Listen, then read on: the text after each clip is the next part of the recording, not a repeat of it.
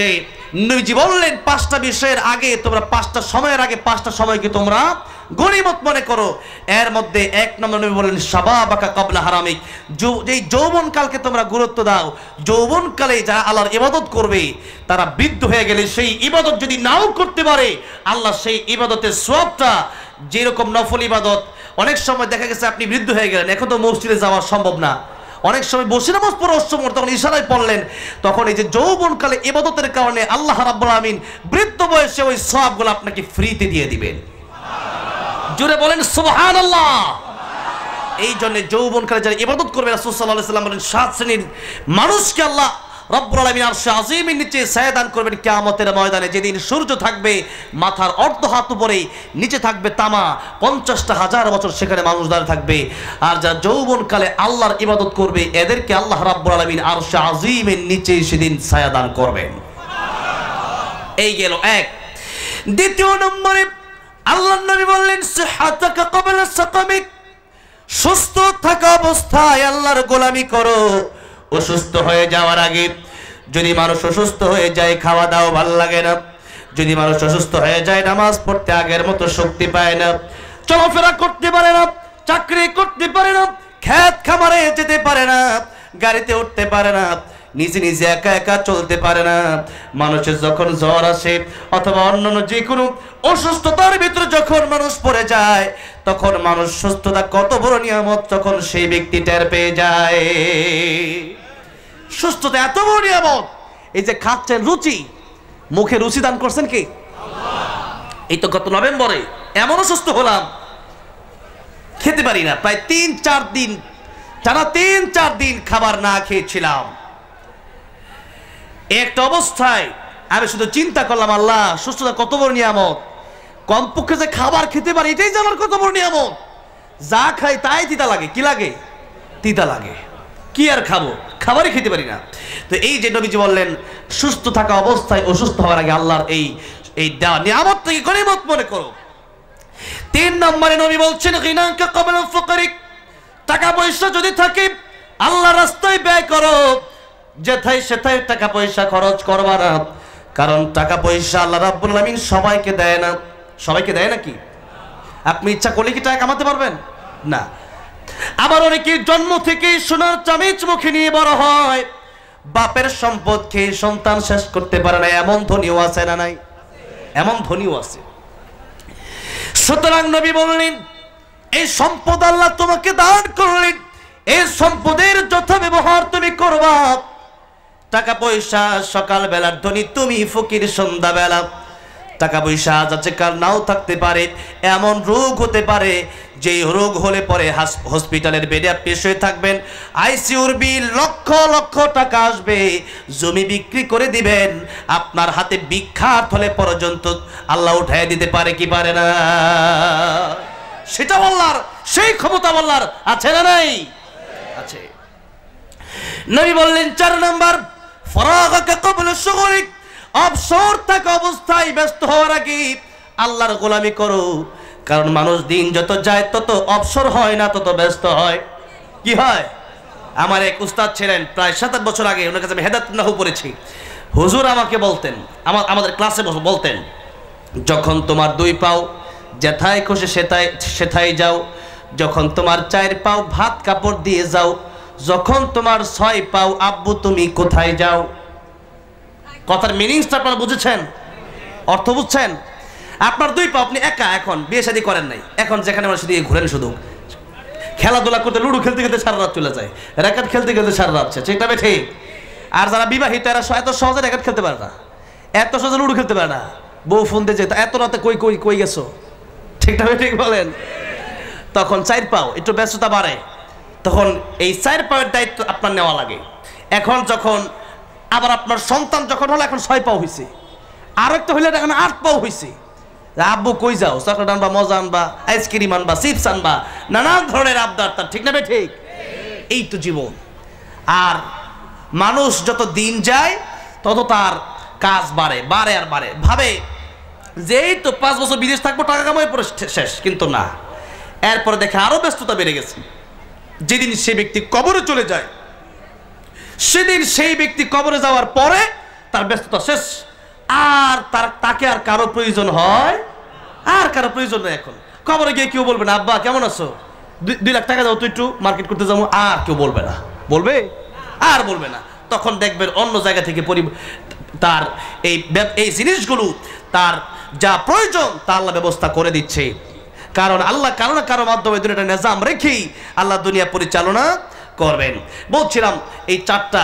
5 নম্বর কথা হচ্ছে নবী বলেন হায়াতাকা ক্বাবলা মাউতিক, মরণের আগে ভালো হয়ে যাও।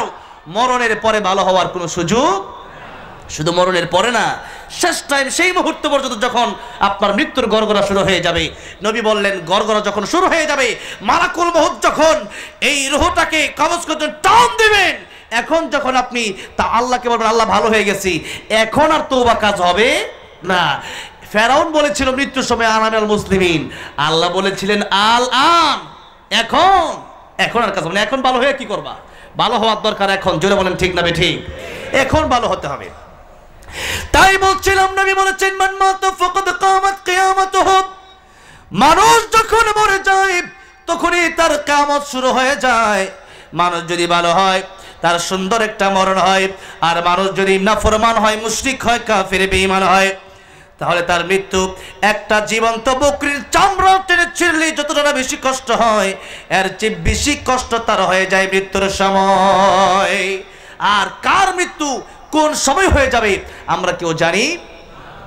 এই জন্য বলছিলাম সময়ের এতটাই গুরুত্ব, এই গুরুত্ব দিয়ে সময়ের গুরুত্ব বোঝাইতে গিয়ে এই কথাগুলো বললাম যে আমরা অনেকেই সময়কে গুরুত্ব না দিয়ে কখন কোন দিন যাচ্ছে, অনেক সময় এমনও হয় যে আজকে যে শুক্রবার, এটা জুমার আজান দিলে পরে অনেকেই বুঝে, ঠিক না ঠিক বলেন?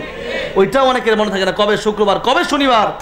আজ এই রজব মাস থেকে এতক্ষণ সময় আমি কথা বললাম, আল্লাহ রাব্বুল আলামিন বলেছেন ইন্না ইদ্দাতাশ শুহুরি ইনদাল্লাহি 12 শাহরান ফি কিতাবিল্লাহ ইয়াওমা খালাকাস সামাওয়াতি ওয়াল আরদা মিনহা আরবাআতুন হুরুম।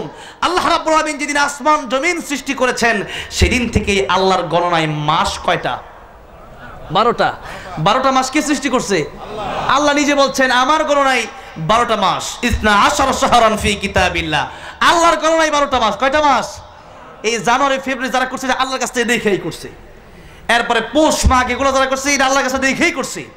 তাহলে সর্বপ্রথম 12 মাসের এই নিজামটা, এই সিস্টেমটা বাৎসরিকভাবে দিলেন কে? কারণ বাৎসরিক হিসাবে যাকাতের একটা ইবাদত আছে যে বছর শেষ হবে যাকাতও দেওয়া লাগবে। বাৎসরিক হিসাবে ঈদ আসে, বাৎসরিক হিসাবে রোজা আসে, বাৎসরিক হিসাবে হজ আসে, এরকম অসংখ্য ইবাদত এই মাসগুলোর সাথে সম্পৃক্ত আছে না নাই? সেজন্য এই মাসগুলো আরবি মাস জানা থাকা আমাদের জন্য ফরজে কিফায়া। কি কিছু সংখ্যক মানুষের জানা থাকতেই হবে। একবার যদি কেউ না জানে তাহলে সবাই গুনাহগার হয়ে যাবে। তাহলে আসুন এই মাসগুলো যদি আমরা না জানি আমরা ক্ষতিগ্রস্ত হয়ে যাব। যে কথা বলছিলাম এই মাসের নাম হলো রজব, আর আল্লাহ বলেছেন 12টা মাস। আমি আল্লাহ আমার আকাশ জমি সৃষ্টির সময় থেকেই আমি আল্লাহ সৃষ্টি করেছি 12 মাস। এই 12 মাস আমি আল্লাহর গণনায় আছে, আর এই 12 মাসের ভিতরে আমি আল্লাহ 4টা মাসকে সম্মান দিলাম। এর মধ্যে তাফসীর কিতাবে এসেছে জিলহজ আর হচ্ছে মুহররম আর রজব, এই যে 4টা মাস, এই 4টা মাসকে আল্লাহ রাব্বুল আলামিন স্পেশাল বলেছেন যে আরবাতুল হুরুম, 4টা মাসকে আমি আল্লাহ সম্মান দিয়েছি। আল্লাহ রাব্বুল আলামিন এই আয়াতের ভিতরেই বলছেন ফালা তাযলিমু ফীহিন্না আনফুসাকুম, এই মাস যখন চলে আসবে তখন তোমরা অন্যান্য মাসগুলোতে যদিও গুনাহ করার জন্য একটু আগ্রহ ছিল, এই মাসগুলোতে গুনাহ থেকে বাঁচার জন্য প্রাণ চেষ্টা তোমরা করবা, নফসের উপর জুলুম করবা না। এই মাসে তোমরা গুনাহ করার চেষ্টাই করবা না, গুনার ধারে কাছেও যাবা না। কারণ এই মাসটা এত সম্মানিত মাস। এই মাসের চাঁদ যখনই উঠে যেত রাসূল সাল্লাল্লাহু আলাইহি সাল্লাম কোন দোয়া বেশি বেশি পড়তেন বলেন? হ্যাঁ, এই যে দোয়াটা, এই দোয়াটা এভাবেও প্রচলিত আছে, আল্লাহুম্মা বারিক লানা ফি রজব ওয়া শাবান। আর হাদিস শরীফে জব্তে একেবারে হাদিসে যেভাবে আসছে, আবার নাহর কায়দা অনুযায়ী এইভাবেই আসছে যে আল্লাহুম্মা বারিক লানা ফি রজবিন ওয়া শাবান ওয়া বাল্লিগনা রমাদান। এই দোয়া আপনারা বেশি বেশি পড়বেন। পড়ছেন তো সবাই? এই রজব মাস শুরু হওয়ার পরে কারা কারা পড়ছেন দেখি একটু হাত তোলেন তো। দেখছেন এই কয়জন পড়ছেন? হাতটা নামান। তার মানে এখনো অনেকেই পড়েন নাই। তাহলে এই দোয়া রাসূলুল্লাহ সাল্লাল্লাহু আলাইহি ওয়াসাল্লাম আমাদেরকে শিক্ষা দিয়ে গেছেন।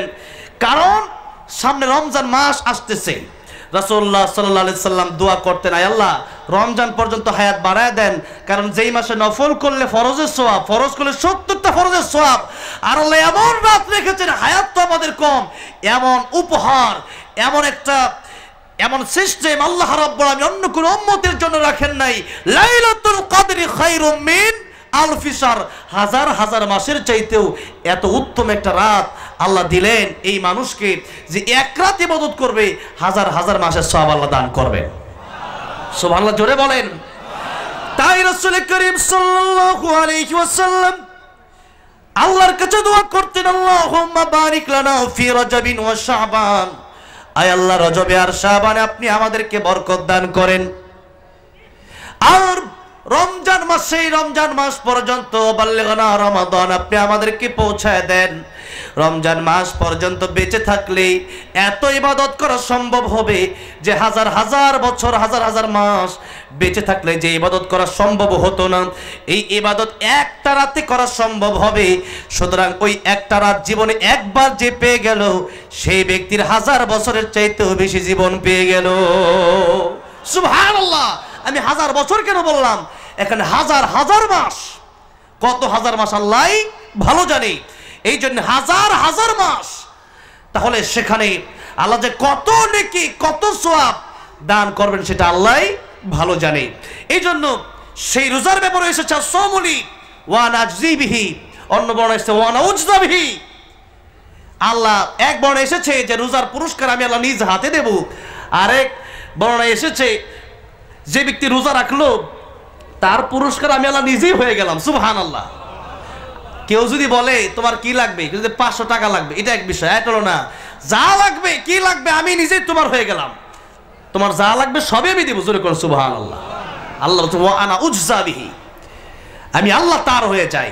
এত গুরুত্বপূর্ণ একটা মাস সামনে আসছে, আর এই মাসের প্রস্তুতি রাসূলুল্লাহ সাল্লাল্লাহু আলাইহি সাল্লাম রজব থেকেই শুরু করতেন। কোন মাস থেকে? রজব থেকে। এখন থেকেই গুনাহ বন্ধ করে দেওয়ার মতো সিদ্ধান্ত নেওয়া লাগবে। এই মাস যখন চলে আসতো তখন কাফির বেঈমানরা পর্যন্ত তাদের যুদ্ধ লেগে থাকতো বিভিন্ন গোত্রে, তারা এই যুদ্ধগুলো বন্ধ করে দিত যে রজব মাস আসছে, কোরআন শরীফে এই মাসের কথা আসছে। সুতরাং এই মাসে আল্লাহ বলেছেন ফালা তাযলিমু ফীহিন্না আনফুসাকুম, তোমরা এই মাসে গুনাহ করবা না, গুনাহ ছেড়ে দিবা। সুতরাং এই মাসে যুদ্ধ করা যাবে না, এই মাসে সব বন্ধ। সুতরাং কাফেররা এই আয়াতের অনুসরণ কাফেররা পর্যন্ত করেছে। আর আমরা মুসলিম হওয়ার পরে যদি এই মাসে শুধু এখনো গালি দেই, এখনো মিথ্যা বলি, এখনো গুনার ভিতরে হাবুডুবু খাই, বলেন তাহলে আমাদের অবস্থাটা কোথায় গেল? আমাদের চিন্তাধারা কোথায় গেল? যেখানে কাফের বেঈমানেরা এই আয়াতের অনুসরণ করেছে, এই আয়াত মেনে নিয়েছে, আর আমরা যদি মুসলিম হয়ে এই আয়াত না মানি, তাহলে কি আমরা যদি না মানি আল্লাহর ক্ষতি হবে? আল্লাহর ক্ষতি হবে? ক্ষতি হবে না। তাই আসুন সূরা মুলুক থেকে অল্প সময় কথা, আমি ভাবছিলাম যে মাস নিয়ে অল্প সময় কথা বলে রজব মাস নিয়ে এরপরে সূরা মুলুকে ঢুকবো, কিন্তু আমি হয়তো 10 মিনিট থাকবো, হুজুর চলে আসবেন এখনই। তো এই যে অল্প সময়ের ভিতরে যে কথাগুলি বললাম, এখান থেকে আমি সূরা মুলুকে একটু ঢুকতে চাই। তার আগে সূরা মুলুক পড়লে লাভটা কি হবে তা একটু বলি। রাসূলুল্লাহ সাল্লাল্লাহু আলাইহি সাল্লাম বলেছেন, সূরা মুলুক প্রতিদিন যারা পড়বে, প্রতি রাতে এশার নামাজ পড়ে রাসূল সূরা মুলুক তিলাওয়াত করতেন। 30 আয়াত বিশিষ্ট এই সূরা, এই সূরা যারা প্রতি রাতে তিলাওয়াত করবে তাদের কবরে আযাব হবে না। সুবহানাল্লাহ পড়তে ইচ্ছা করে না? কবরে আযাব, এটা বিশ্বাস করেন তো আপনারা? কবরে যে আযাব আছে, হ্যাঁ, এই কবরের আযাব এর চেয়ে ভয়ানক আর কি? যেখানে উসমান রাদিয়াল্লাহু আনহু গেলেই শুধু কাঁদতেন। সাহাবীরা জিজ্ঞেস করল, রাসূল করিম সাল্লাল্লাহু আলাইহি সাল্লাম জান্নাত জাহান্নাম নিয়ে এত আলোচনা করে, আপনি তো এত কাঁদেন না, যত কবরের পাশে গেলে আপনি যত বেশি কাঁদেন। উসমান রাদিয়াল্লাহু আনহু বললেন, ও সাহাবীরা, আমার সাথীরা, এই কবর, আমার রাসূল করিম সাল্লাল্লাহু আলাইহি সাল্লাম বলেছেন, এই কবর হলো প্রথম স্টেশন। এই কবরে যে ব্যক্তি ধরা খেয়ে যাবে, সে মিজানে ধরা খেয়ে যাবে, পুলসিরাতে ধরা খেয়ে যাবে, সে ব্যক্তি হাসরের ময়দানে ধরা খেয়ে যাবে। আর এই কবর, আল কবর রাউযাতুম মিন রিয়াদিল জান্নাহ আও হুফরাতুম মিন হুফরিন নার, কবরটা যার জন্য জান্নাতের বাগান হয়ে যাবে তার চিন্তা কি, আর কবর কারোর জন্য জাহান্নামের গর্ত হয়ে যাবে তার চিন্তার কোনো শেষ নাই। এই জন্য যারা কবরে মুক্তি পেয়ে যাবে, এটা হলো প্রথম স্টেশন, সে সব স্টেশনে মুক্তি পেয়ে যাবে। আর যে ব্যক্তি কবরে গিয়ে ধরা খাবে, ওই ব্যক্তি হাসরে ধরা খাবে, মিজানে ধরা খেয়ে যাবে, পুলসরাতে ধরা খেয়ে যাবে, এমনকি জাহান্নাম তার নসিব হয়ে যেতে পারে। এই জন্য কবরের প্রস্তুতি আমাদেরকে নিতে হবে। আল কাইসু মান দারা নাফসাহু ওয়া আমিলা লিমা বাদাল মাউত। প্রকৃত জ্ঞানী ওই ব্যক্তি যে ব্যক্তি তার নিজের চিন্তা বেশি করে। আমরা এখন নিজের চিন্তা বেশি করি না মানুষের চিন্তা বেশি করি? কার চিন্তা বেশি করি? অমুকে ভালো না, অমুকের মেয়ে ভালো না, অমুকের ছেলেটা কালো, অমুকের মেয়ের যে বিয়ে দিছে ওই জায়গাটা ভালো না, ও একটা বাটপার। চা খাইতে বইলে গিবত আছে না নাই? আছে না নাই? আহা, ওয়ালা ইয়াগতাব বা'দুকুম বা'দা আইয়ুহিব্বু আহাদুকুম আইয়াকুল লাহমা আখিহি মাইতান ফাকারিহতুমুহ। আল্লাহ সূরা হুজুরাতে বললেন গিবত করবা না। গিবত যদি করো, আল্লাহ বলেন আইয়ুহিব্বু আহাদুকুম, তোমাদের মধ্যে এমন কি কেউ পছন্দ করো যে আইয়াকুল লাহমা আখিহি মাইতা, যে মরা ভাইয়ের কাঁচা গোশত চাবায় খাওয়া? হারামাল্লাহু আলাইহিল জান্নাতা ওয়া মাওয়াহুন নার, জান্নাত হারাম হয়ে যাবে, জাহান্নাম ওয়াজিব হয়ে যাবে। সুতরাং শিরক থেকে আমরা বেঁচে থাকবো, বলি ইনশাআল্লাহ। অনেক লম্বা চূড়া শিরক নিয়ে আলোচনা, আমি যে বিষয় নিয়ে আলোচনা করবো সেদিকে যাব। তার আগেই আমি আপনাদেরকে যে বিষয় নিয়ে এতক্ষণ কথা বলতে বলতে আসলাম, মায়ের ভালোবাসা পাওয়া যায় না, সেখানে মমতা পাওয়া যায় না, আদর স্নেহ সুহাগ পাওয়া যায় না। আমি তো দেখলাম আল্লাহ আমাকে অনেক রাষ্ট্র ঘোরার সুযোগ করে দিয়েছেন। মাঝে মধ্যেই বাহিরে গেলে তখন যাওয়ার পরে আর মাঝে মধ্যে ঠিক থাকতে পারি না। প্রবাসী ভাইয়েরা অনেক সময় বলে যে মা মারা গেল, জানাজায় যাওয়ার ভাগ্য আমার হয় নাই, বাবা মারা গেল, জানাজায় যাওয়ার ভাগ্য হয় নাই, অনেক আপনজন কাছের জন মারা গেল, জানাজায় যাওয়ার ভাগ্য হয় নাই। এই হচ্ছে প্রবাস। দেশের আল্লাহ আমাদের দেশে কত নিয়ামত দিয়েছেন। আমি তো বিদেশে গেলে আলু ভর্তা ডাউল খেতে পছন্দ করি, যে আলু ভর্তা ডাল বেশি করে খাওয়ান। প্রথম যখন উমরায় গেছি তখন আমি বললাম যে কি দিছেন এগুলা, খাবার পুইরা দিছে।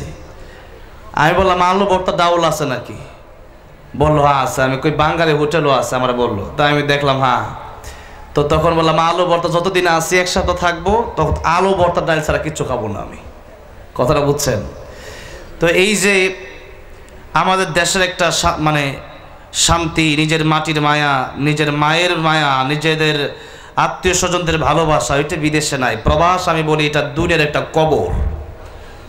মানুষের যে কি কষ্ট সেখানে, 50 ডিগ্রি সেলসিয়াস তাপমাত্রাও থাকে, তখন এই রৌদ্রের ভিতরে মানুষ কাজ করে। 50 তলা 80 তলা বিল্ডিংয়ে মানুষ কাজ করে। কত মানুষ সেখানে মৃত্যুবরণ করে, 20 বছর 30 বছর জীবনটাই পার করে দেয়।